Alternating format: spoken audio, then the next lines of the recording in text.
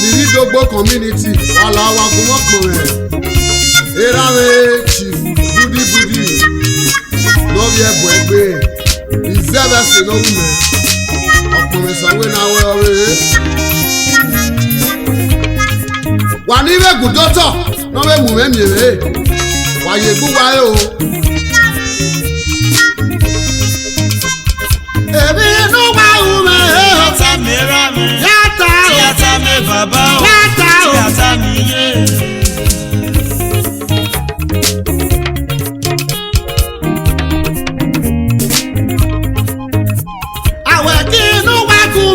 Yàtà mi rà mí.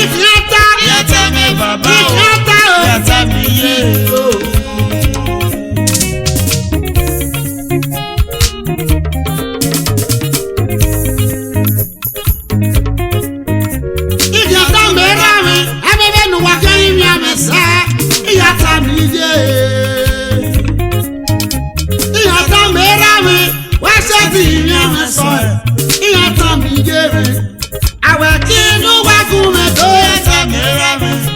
Yàtà mi bàbá o, tí yàtà mi yé.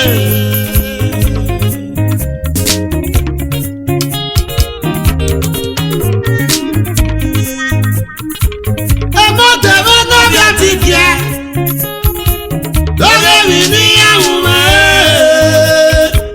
lórí kù níyàwó mẹ́ kó, bàbá ò má kí yan dàsán lò. Fẹ́gbọ́n sẹ́mi wẹ̀kínà. Yọ̀bọ̀ fi yọ̀ máa o. Báwo ṣe ló kí mi ẹ̀? Bùrọ̀dá ò tí kì í sá mi rà mí. Àwẹ̀ kí inú wá kú mi tó. Yàtà mi rà mí. Yàtà. Yàtà mi bàbá o. Yàtà mi yé.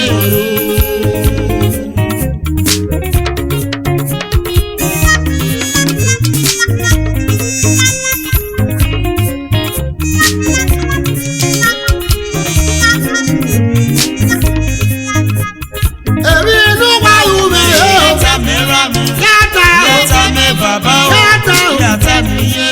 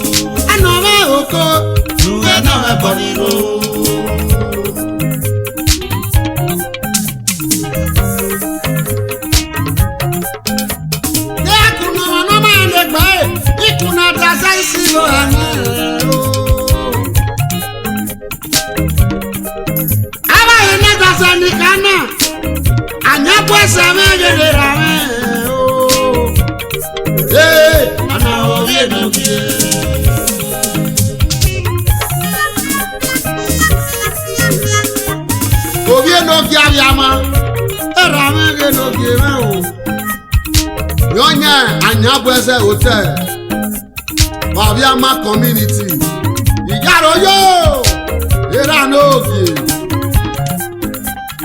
ọ̀rẹ́ fi ọtọ́ mẹ́rin à ọ̀gbẹ́ ní bèrè náà tẹ̀ studio yọ ọ̀rọ̀ àpò ẹ̀gbẹ́.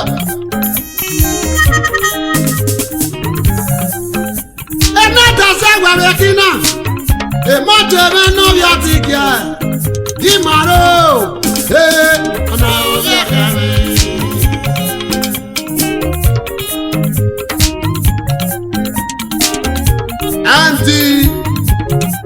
Solution Center ọ̀bọ̀nẹ́tẹ̀ gbẹ̀mú ọ̀rọ̀ fún ẹ̀gbẹ́. Ọ̀pọ̀ sànà yóò sànà tọ́ ẹ̀ ọ̀nà orí àdàsẹ́. Àdàsọ́bà àdàsẹ́ o. Ọ̀pọ̀ sànà yóò sànà tọ́ ẹ̀ Yóò yá mi yèké ní gẹ́sẹ̀, ìgbà ìdè olóògbé Nàìjíríà.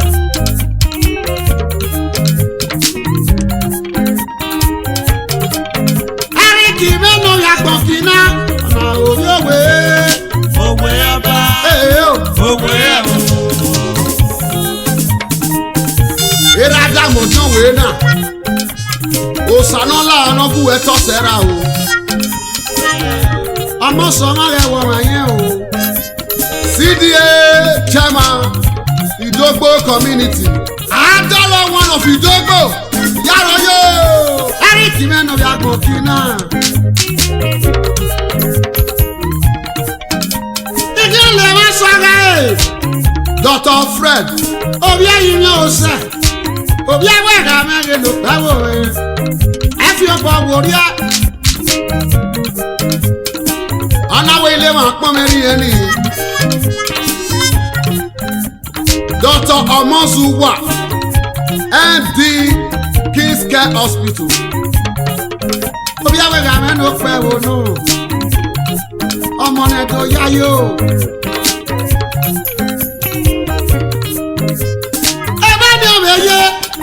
Princess Fosa, Obi Gbeni, Sakele Mayo, ọ̀nà òbí àdàsẹ́. Àdàsọ́ba, àdàsẹ́ o. Ọ̀gá tẹ́mi màmá rẹ̀ fi ẹgbẹ́ di ẹ̀.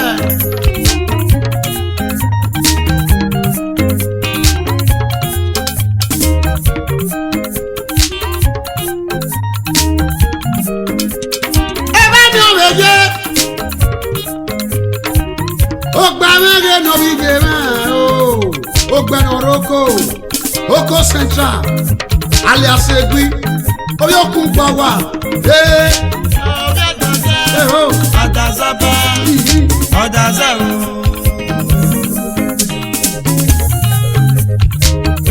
Jẹ́rẹ̀ òṣàṣù mẹ́rin lóbi mẹ́ orí gbiná sun ìjárò ráyọ̀ ọmọ rẹ̀ lóde.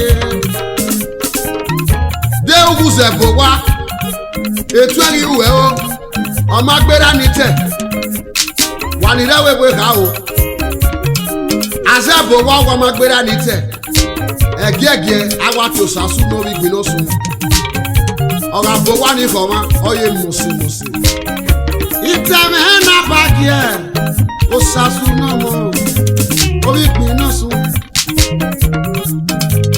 yọ́bọ̀wé bọ̀gò páàkì ní tó yá yóò ọmọ mẹ́ni wẹ̀wọ̀n ẹ̀. Bẹ́ẹ̀ni kú náà wẹ̀gbẹ́ yọ, kùràmẹ́rọ làwòwò fi mẹ́. Ìlànà wẹ̀wà ẹ̀ làwòwò fi mẹ́.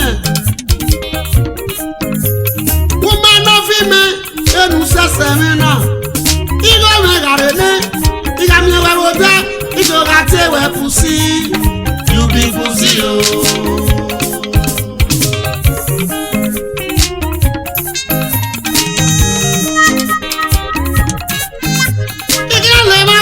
Ọmọ mẹ́ni wá wọ́n ẹ̀. Victor Enabaka Junior Ajokpa ọmọ náà tó yáyó wàá gbé mẹ́ ọmọ ìgbìnà rẹ̀ yìí ọ̀nà òbí àdàsẹ́ àdàsọ́ba àdàsẹ́ o.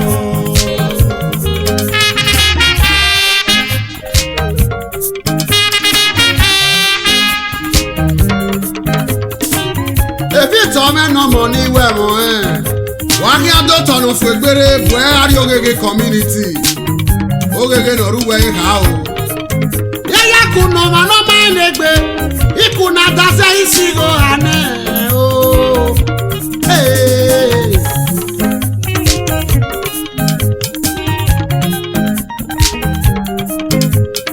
Àmọ́ níyá yóò. Lẹ́jọ́ra méje lóbi mẹ́ o.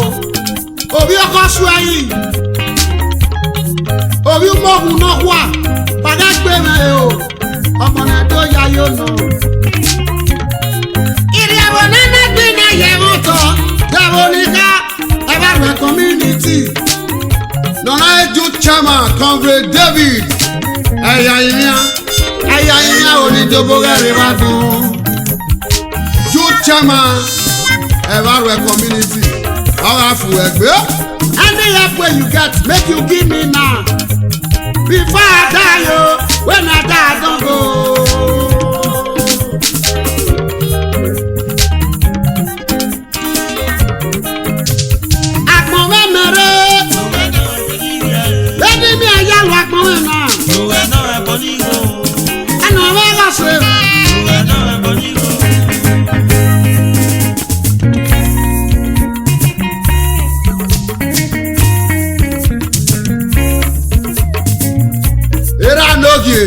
Yàrá yóra rẹ̀. Ìjẹ́lẹ̀ wọn sọ̀rọ̀ ẹ̀ Honorable Victor Enobi Ekatọ́. Òbí ẹ̀wẹ̀ sí mẹ́nu pẹ́ wò. Ìmọ̀mí ọ̀mí àwẹ̀ làálù rẹ̀ míọ̀mí àrẹ̀. Ẹ̀kí unu nọ ní eré ló bá wọn òye. Àgàtọ̀pọ̀ gáyé rẹ̀ yọ. Tiẹ̀mẹ̀ nọ mẹ́nà fúkè gábò yẹn. Ìyàrá òjòrà rẹ̀. Òbí ẹ̀wẹ̀ sí ló pẹ́ wò. Ìwé ní táwọn wà ó kẹ́kẹ́ wọ́pọ̀ náà ní táwọn ẹ̀rọ náà o. Fàwọn kọ́mọ lórí ìwé gbígbìn náà ní wẹ́nẹ̀yẹ̀ lélẹ́dẹ̀kẹ́. Nọ́gbẹ́gbẹ́ nù kí ẹ yá pé ọ̀gá kẹ́nà bá náà fò.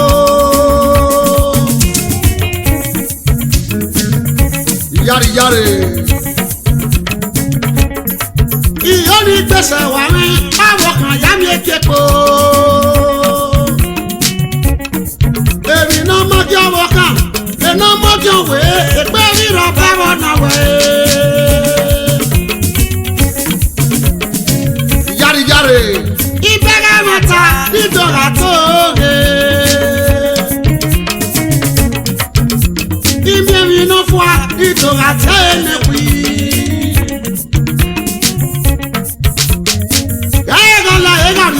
Ariyawo no riyawo wa o.